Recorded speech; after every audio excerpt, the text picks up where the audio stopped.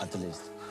And you need to, when you see someone like head down, need to have a conversation, and when you do this kind of building, the connection of this building of connection, this is because they can resolve the problems with themselves. They don't need me, but I'm always here to them, you know? Recently, we've been trying to, outside of the game, we're trying to make sure people are with each other, and we're always like going to be eating breakfast or lunch or whatever it is we need to do before the match, just as long as we always have our first meal together and we make sure people are getting active and like talking to each other.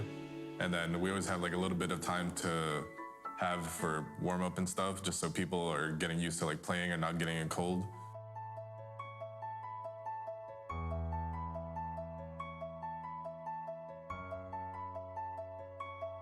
There's not a single person in this world that you cannot talk to without learning something.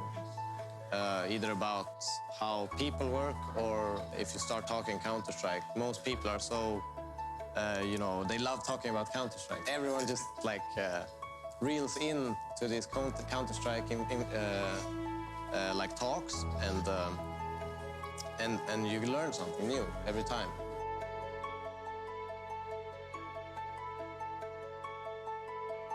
I still feel like I have a lot to give, and I still think that I can impact games from a coaching position, which I'm kind of used to at this point now. I think we need time as a team to prove ourselves that we belong in the top 5 spot. I think we can be there. Surely our potential is there. So I think with time we're gonna get there. We have to be patient in Counter-Strike to make sure that all the systems and you know, things we put into the game tactically works. It takes time because there's so many different scenarios that needs to be worked out in Counter-Strike. You can never theoretically just talk about it. You have to experience it and make changes based on the data you get. So it always takes a long time in Counter-Strike to make sure that this works.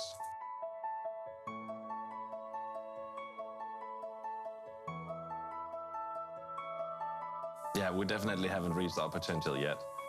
We haven't hit our A game, but then again, if you consider all the recent tournaments that we had to go through, we've had like 4 or 5 weeks of practice in total.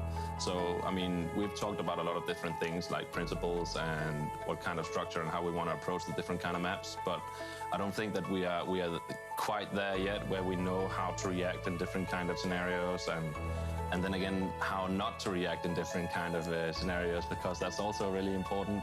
I think that what we've been trying to focus on is how we communicate, how we react when we're behind, or if we have the upper hand during the rounds and stuff.